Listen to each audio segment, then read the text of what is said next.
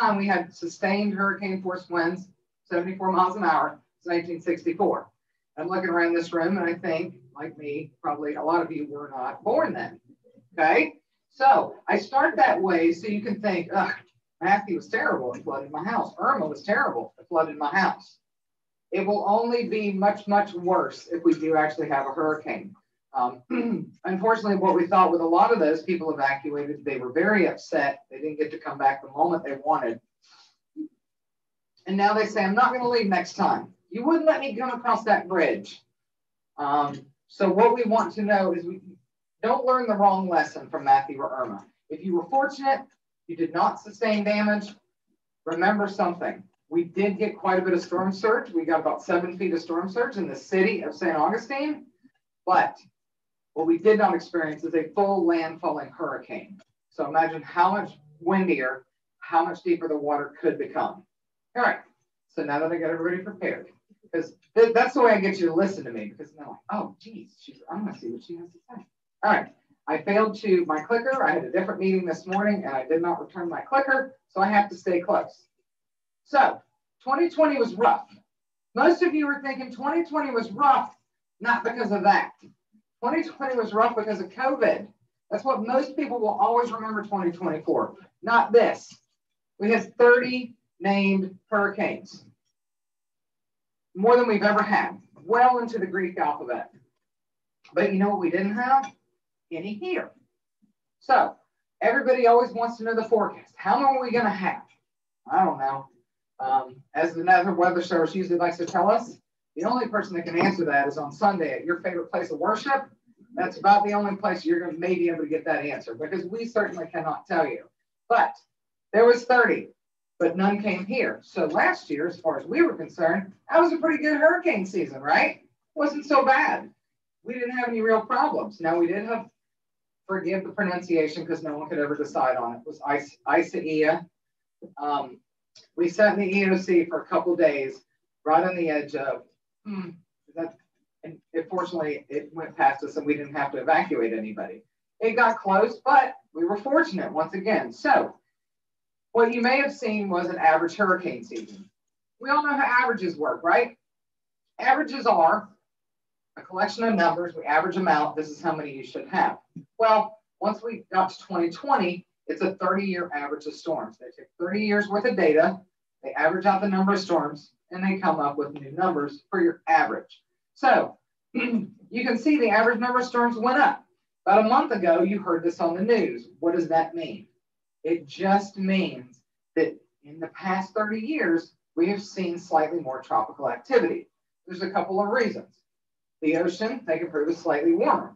We also have much better satellites. We have a lot more satellites. We have a lot more radar. But we also go through periods, and I'm not a meteorologist, we go through periods of increased tropical activity and decreased activity. So the past 30 years, we've gone, so now our average, 14 named storms, 7 hurricanes, and 3 majors. There could be 0, but that's the average. So to give you an idea how many we may have. So the question everybody wants to know, how many we're going to have this year? I don't know. But the National Weather Service and the National Hurricane Center, they put out their predictions. They use weather patterns like El Nino, La Nina, ocean temperatures, things like that. And they start looking at what do we have to create hurricanes? Is the environment correct? Right now, there's a decent chance it's going to be slightly above average. Nothing like last year, they don't think, but slightly above average. But they give themselves a good swag. 13 to 20 storms, 6 to 10 hurricanes. That's anything 74 miles an hour or better. Major hurricanes. That's a category 3 or better. Okay. Category 3 is what most houses after 2002 were built to withstand the winds from a category 3 hurricane. Now, what wasn't made to withstand the winds of a category 3 hurricane is your windows. And we always tell people it is not the wind that is blowing, it is what the wind is blowing. It's not just wind blowing, it's wind blowing debris. Okay? So we're going to go through some preparedness tips for your homes and businesses. Don't know. Okay. Oh, we're back. Okay. So the most important things you can listen to today. Know your zone, know your home. If you were up here on this barrier island, there is an excellent chance that you were in either evacuation zone A or B. If you lived here during Matthew or Irma and evacuated, those were zones A and B. You're still in those zones. And this is an important thing to talk about evacuation zones. They don't change every single year.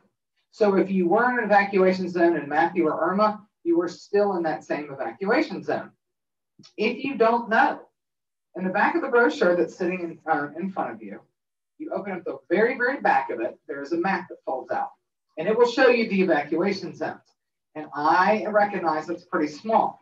So what you can do is you can go to the St. Johns County Emergency Management website, which is listed all over that brochure, and you will see a little icon that said Know Your Zone. You can simply enter either your business or your home address, and you will be able to find out, do I live in an evacuation zone? Okay, it's real easy. It'll say the number, the letter, or it'll say you're not in an evacuation zone. Okay, got the right one. So this is what I was talking about. What happened in 2002? Florida Building Code changed, and it upgraded the way we had homes that were built. So what they didn't change was, now there are some changes, anything newer, they were built a little bit higher. They may have been built on stem walls or anything like that. But what you have to take into consideration is, does anybody know why we evacuate you? Is it because of the wind or is it because of the water? It's the water. It is the storm surge. It is the water that is pushed or pulled with the hurricane. That's why we evacuate you. So the reason you're in the zone you're in, and sometimes we'll get folks that say, listen, I've got this elevation certificate. I'm sitting at 25 feet above. Okay. That you very well may be sitting on some sort of a sand dune or a high spot. But what will happen is you will be surrounded by water. And I can tell you from the stories that we got from people who did not evacuate, is it is a pretty terrifying thing when there is water coming and you're standing there and you don't know when it's going to stop rising. There were people that stood in their homes at Davis Shores during Matthew that were standing in thigh-deep water. Now, I don't ever want to be standing in thigh-deep water in my own home wondering, when is that water going to stop? Because the important piece of that information is this.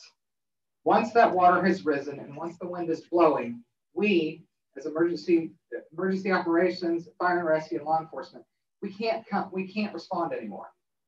And if you were to call 911 and you didn't evacuate, you were going to be put on a list that when the conditions improve, we can come. We have a lot of folks, and any of you that may have been there, you can ask me. You're more than welcome, about bridges. That's the number one phone call that comes into that EOC, because we answer phones. At 824-5550, during a hurricane, you're going to get a live human being, okay?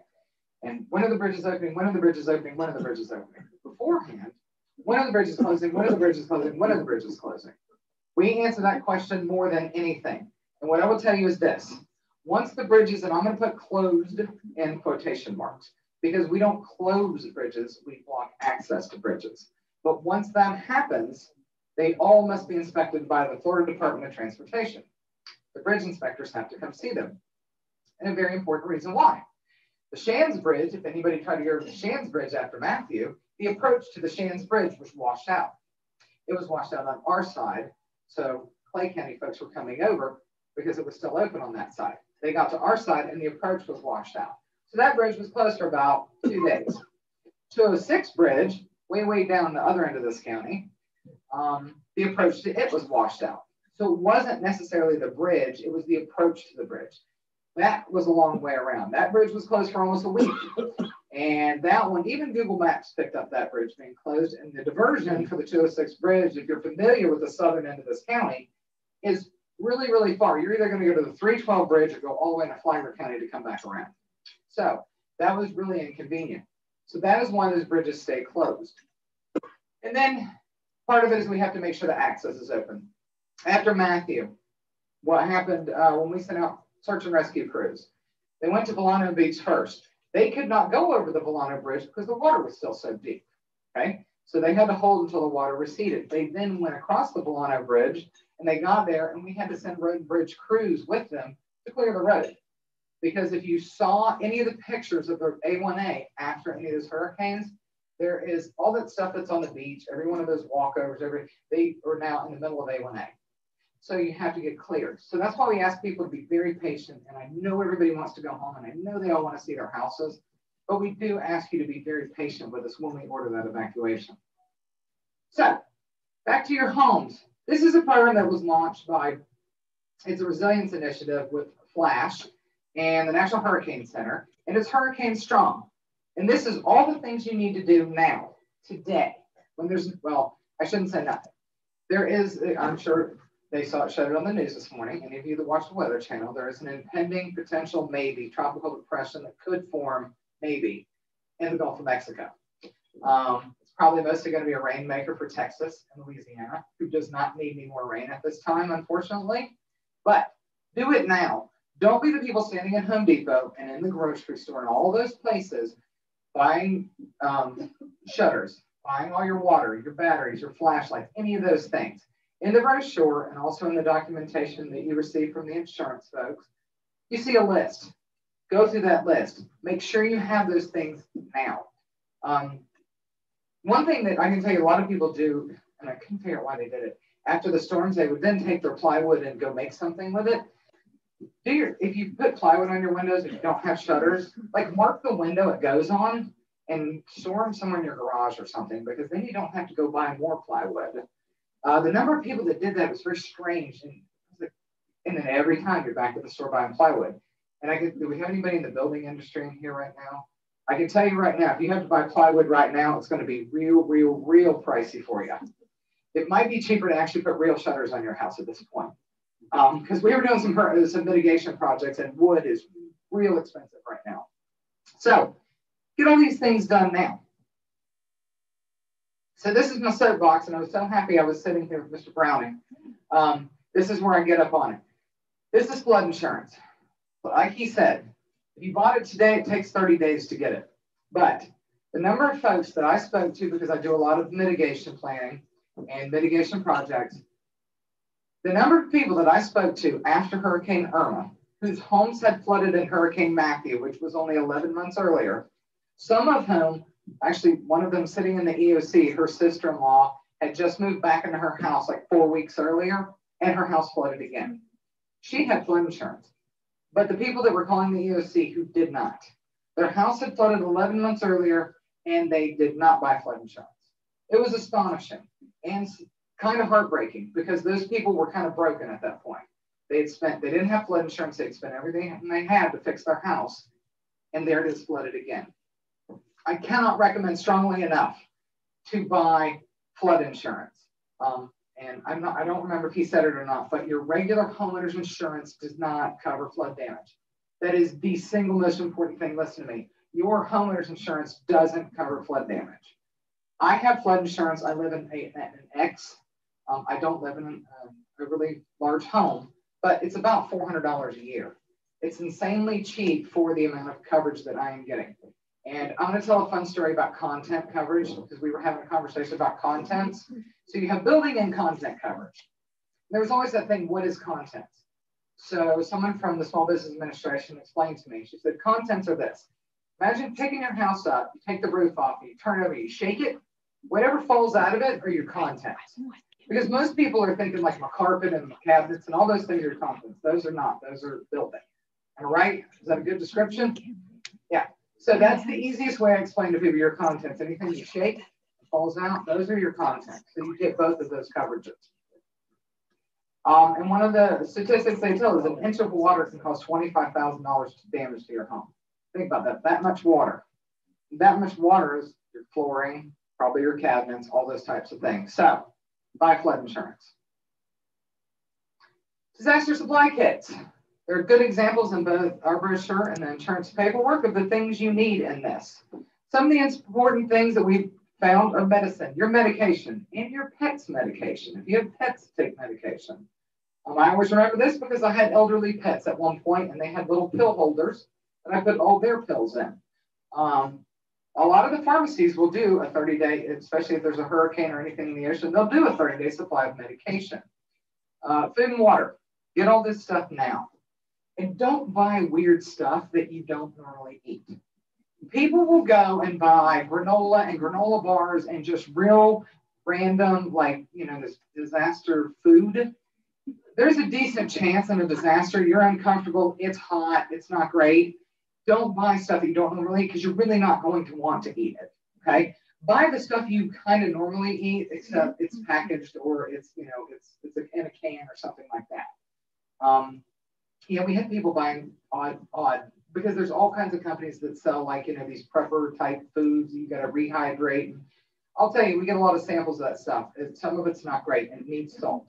Or on the other side, you have the shelf stable stuff and it's got a ton of salt in it. So if you have a low sodium thing, you should definitely not keep an eye on those.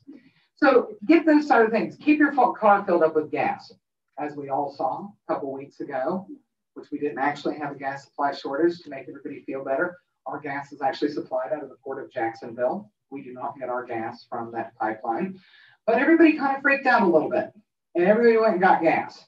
So if you were just driving around and you're like, I need gas, you recognize the fact that, there's no gas because everybody kind of freaked out.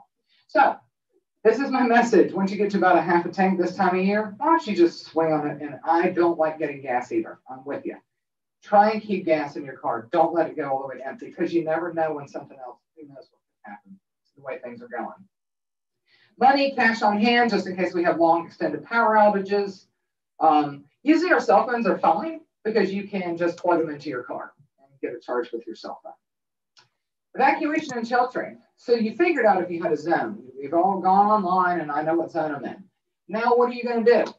Where are you going to go? I've got to evacuate. I've got the greatest news for you is this. Get a hotel, but if you don't want to do a hotel, see that big white area in the middle of this county? Go make a friend there because they don't have to evacuate, okay? And smart money is this. Find one that has a house generator because it seems like that's kind of the going thing right now with people with full house generators. Because otherwise you're going to be sitting in their house with no power either. I can say, I think after Irma was hot, people weren't as mad after Matthew because it was kind of cool. It was October. After Irma was pretty hot. I'm pretty sure my neighborhood was without power for about 7-8 days. I was at work. I know this because they were calling me upset that I wanted me to do something about it. So where are you going to go? Do you have friends, family that live outside the evacuation zone? Go there. You don't need to go to Atlanta. You don't need to go to Orlando. You don't need to go, we just need you outside of that evacuation zone. Hotels are a great spot. Call the hotel before you get on the road, though. Make sure if you're bringing the cat, the dog, and the bird, make sure the hotel takes the cat, the dog, and the bird. So if instead you would like to come join us in one of the St. Johns County shelters, which we are more than happy to have you, there is in the brochure, you will see all of our shelters. And I'm going to go ahead and answer a question that someone's going to have. The reason there are no shelters up here is because this is all evacuation zones. Our shelters are inland, not in evacuation zones. A great deal of them, good news to y'all, are on 210 Racetrack Road. Why? Because we build a lot of schools. The school district builds a lot of schools. So all of our shelters are in fact in a school. All schools are not in fact shelters. So what you'll need to do is keep an eye to see what shelters have we opened. Great news, we have pet-friendly shelters. So we will take both you and your pet. Now, we take the regular variety of pets. We do not take the barnyard variety, okay? We did have somebody show up with chickens in a pen, and we did put them in sort of like a weird little alcove. But we're talking dogs, cats, bunnies, rabbits, lizards in pens, just the run-of-the-mill stuff. I believe they may have had a snake in a cage. Nobody was real happy about the snake in a cage, but we'll do our best. We do not do mostly of the barnyard and the exotic variety, though. So we also have special needs shelters for anybody that has a special medical need. Do you have, or do you know, friend, neighbor, mom, dad, cousin, relative, someone who has a special medical need? They depend upon electricity to live. Usually those folks are on some kind of an oxygen. That's our special medical needs shelter. We pre-register those folks and we take them. We will even come and pick them up. Actually, we'll pick anybody up. We'll just ask you to pre-register. We don't want anybody to have a reason not to evacuate. We will pick you up. We will pick you and your pet up. We will take you to a shelter. We will not transport you to the hotel of your choice in Orlando because some people thought we would. We won't. But we will certainly take you to one of our shelters. So you got to evacuate. Where are you going to go? What are we taking with us? Make sure you take all your important documentation and things with you, or Somebody told me they put their stuff in the freezer, but they also take a picture of it with their phone. So they always have it with them. Rather than, apparently they had a lot of important documentation. It was like 2 boxes worth that they didn't want to take, and they had some kind of a chest freezer. You do whatever you want, but I would strongly recommend you take your insurance policies with you. I do. I send them with my significant other, like him, the dog, the cat, they all evacuate, and they go with him, so that I have all my documentation to go with. But if you have tons of it, get it all packed up today. Get it all packed up, get your boxes so you're not running around trying to take pictures of rooms. You're going to miss something. Do it now, because otherwise you're going to be in a panic and you're going to be really stressed out, and then you're going to get on the highway. There's going to be a zillion other people out there. Just do it today. Be ready today. That way, when you do have to leave, your life is a whole lot easier. Alert St. John's. You probably have heard of this. We switched over to this in 2019. If you have a house phone, a business phone, a landline type telephone, we have your number. Your cell phone's done. We would love for you to go to the St. John's County. Don't worry about that long email, that long web address. Just go to our website. You'll see that big logo. Click it. Register your cell phones. This is how we will contact you actually in most types of emergencies. We could be looking for someone. It could be a missing person, could be a boil water advisory, it could be an evacuation. This is the way that we will get in touch with you. You also have the option to sign up for weather alerts. Now, let me caution you with this weather alert thing, because we get calls. I guarantee you today the phone's ringing. I don't recommend signing up for severe thunderstorm warnings or watches, because yesterday, I think at one point there was 18 counties under a severe thunderstorm warning. Now, a warning, I would do. A warning is imminent threat. Tornado warning, you don't get a choice. You're already signed up for that, because that is such an imminent, dangerous thing. You will only get those wherever your phone's sitting if it is issued for that area. You can pick all kinds of other types of watches and warnings and things you want to be notified for. I strongly caution you about coastal flood advisories, because sometimes when there's a good nor'easter, you could be under a coastal flood advisory for days and days and days, and every 12 hours that advisory is going to be updated, and you're going to get a new alert. So you choose, but the good news is you can get text, emails, or phone calls, and if you decide you don't like it anymore, you just go back into Alert St. John's and turn it off, okay? But I would love for you all to go and get your cell phones registered in here. That will be the fastest way we contact you to tell you of evacuations or any other types of public safety type emergencies. And that's it. Both of those are markers. The one on the left was sitting Bolano-ish North Beach after Matthew. The one over there was actually after Dorian. It got pulled up in Dorian, and that's sitting on Anastasia Island. And it's a lot bigger than, you can't really tell in that picture, but we had one where there's a guy standing next to it. Those things are huge. And they just get pulled up during storms. They just get pulled up, knocked over, and they float up.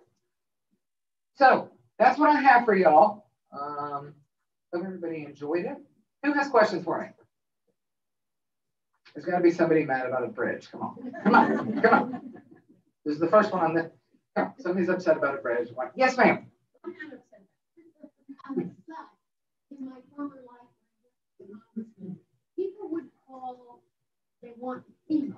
You know, they'd be calling us FEMA. And I'm like, okay, that's sort of afterwards. You know, yes. Like Mr. FEMA. Yes. That is true. And what else is fun, but a part of us just lets it go, is people get very upset. Garbage is more upsetting to people than I ever realized until I started working in this job. Garbage is a big deal, especially when it's debris and it's sitting on the side of the road.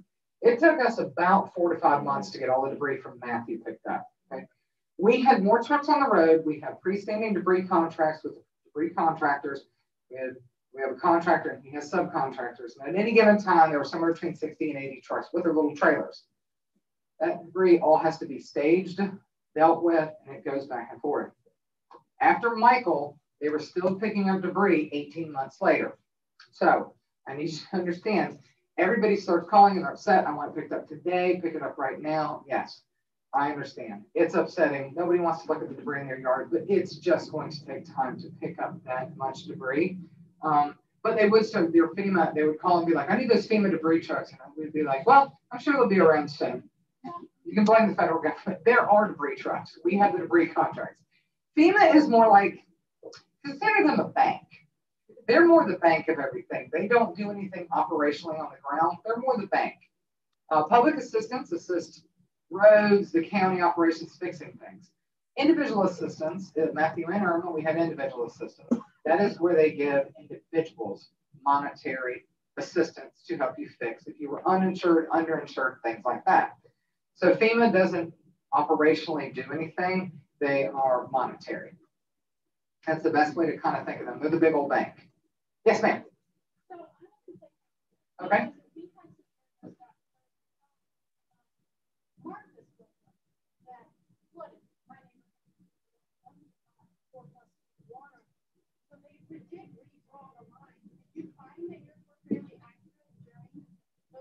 I mean, we had 27 go up in Black Creek, and that's their guess.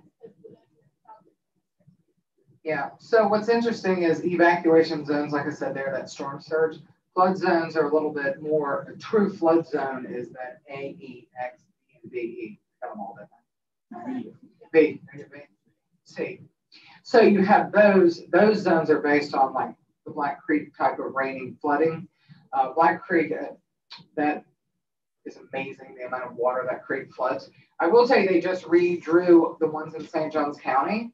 And overall, it changed, I guess would be the correct answer. Whether there was more or less added in, that number I don't really have. Storm surge wise, I would say ours were fairly accurate, but our problem is we based our evacuation on a landfalling storm rather than a swipe, a brush by storm. Matthew made its closest approach was about 20 to 30 miles off the coast of Summerhaven. So when we make the prediction we get is for a landfalling storm, which is a lot more water. So I know that's not a great answer, but they do redraw them and they get better information. Ours recently were redone here. Yes, ma'am. I like you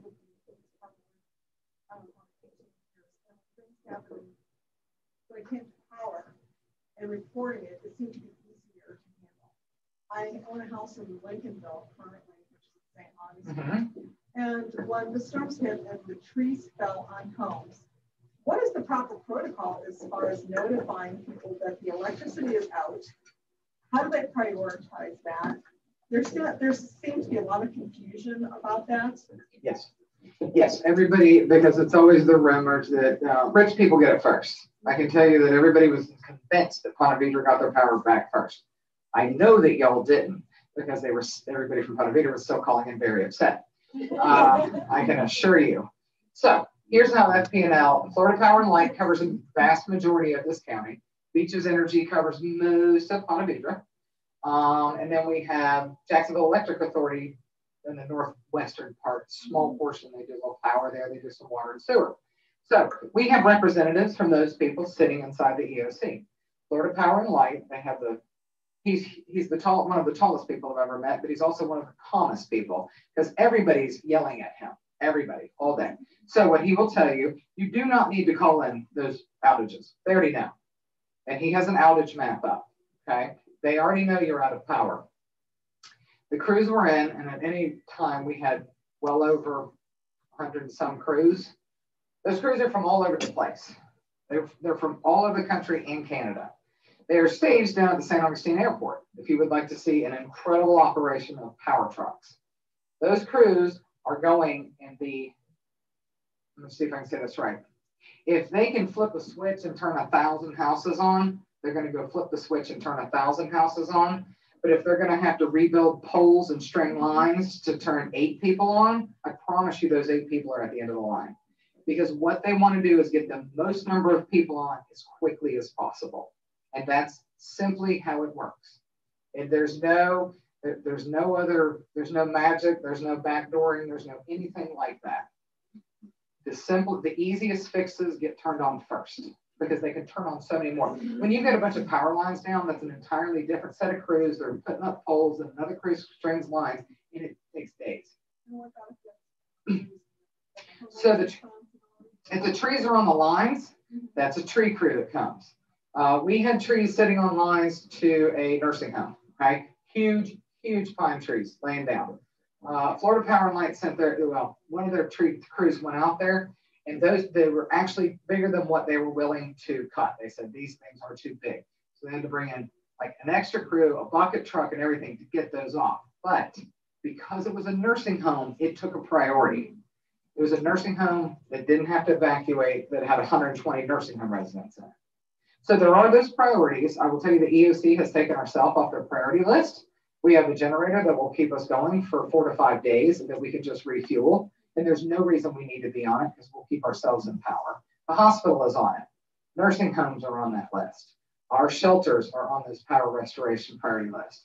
But otherwise, you're run-of-the-mill community. Hopefully you have underground power. That's the secret, underground power. If anybody has underground, I don't. After Irma, we were out for over a week. But underground power seems to get restored much more quickly, simply because there's not a bunch of trees laying on everything. They don't have to put up power lines. But I know it was in the city. It took some of the spots took a while because they had to get all the trees off. First, they got to get the trees. Then they got to restring lines. Then they got to get the power back up. There you go. So yeah, there's no real secret. Nobody's getting a weird preferential treatment or anything. I can assure you, my neighbors were very upset with me because they thought somehow I could P&L. I was like, guys, you're just on the list. There's not enough people in the neighborhood. There's a lot of trees laying on a lot of power lines. So that's pretty much how it works. So these big neighborhoods with underground power that they can restore real quickly, they're going to get them restored because there's 1,000 less people angry and calling. So that's literally it. It's the greatest good for the greatest many. And I know that doesn't help you if you live on one of those streets with like 6 houses and the power lines down. It's like back of the line people. That's where you're at. I'm telling you. It's just unfortunately because we've got those little onesies and twosies of streets with just a handful of houses. They're going to take a little bit of time to get restoring. But I will tell you, FP&L has an incredible plan. And after Irma, I think we were fully restored to the things that could be restored within 8 days. 7 or 8 days, something like that, which was pretty good because Irma brought 2 tornadoes to the county. So it was pretty incredible they could turn it on that quickly. Yes, ma'am. Hi, I've been fortunate to visit the EOC. Yes. The county has made a major investment in our Emergency Operations Center. So I'd like to ask you to just briefly tell us about the Emergency Operations Center, where it is, and what it does. So the Emergency Operations Center is down around State Road 16 and I-95. If you go down 95 and you see the sheriff's office new complex that you can see from the highway, just through those trees is where we are. We've been there for about 9 years, 10 years now. Recently, Mosquito Control just built their new facility behind us. It is where, when we activate the EOC, we order evacuations, any of those things. There's about 150 people that come into that EOC, and they are everybody from Florida Power and Light to Sheriff's Office, City PDs, any of our FHP, our Florida Department of Health, our hospitals. We just had Ascension St. Vincent, who's building a new hospital in the community. They came to the EOC for the first time today. We have a broken down emergency support functions. So we have everything from animal control, the school district, all county agencies are represented, state agencies, and some federal agencies are within that facility. And what we are doing is we are the overseer of it all. We are the big picture. And then the operations go forth from outside of that facility. Evacuations come from the EOC. We recommend an evacuation. The Board of County Commissioners and Administration sign off on those orders. Sheltering is done by the St. Johns County School District. And all of those folks, somewhere in the neighborhood of 100, 150 people are within that EOC, and it is running a 24-hour operation until, we always run 24 hours until there's nobody left in our shelters. Then we will cut it back to maybe a 15 to 16-hour a day operation until the community is restored to some level of normalcy. Yes, I think there's somebody. Yes, ma'am.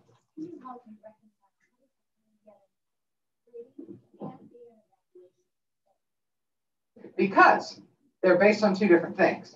So the flood X, because I'm also in an X, but lived in evacuation zone C. X is based on mostly rainwater flooding. You are in an A because that is storm surge flooding. That is pulled by a hurricane. And that's why there's so many people that live in an evacuation zone. They live in an X flood zone, so their mortgage doesn't require it, but you live in an evacuation zone. And in Kelly's opinion, this is just Kelly's opinion, somehow we've got to reconcile those two things. I don't know how it happens, but we have people that are in an ex-flood zone, so your mortgage company's like, hey, you don't need flood insurance, but you also live in a storm surge zone. That's difficult. Yes? That's great lead into a comment. We just bought a home on the river, which is an evacuation zone. Mm-hmm. And our backyard is the river. We were not required. Yeah. And I was like, God. You should definitely buy flood insurance. You should ask the people out there after Irma. You should talk to those people. There you go. He was there after Irma. Talk to him. Right here. And I'm going to tell you about your docks. The docks that were repaired from Matthew, and then Irma came and tore a lot of them up, and a lot of them are just raised. And we had somebody in the EOC who had a dock, and they got the dock guys just to go down there and push it back down before it really got messed up. But anybody got any more questions? Yes, sir.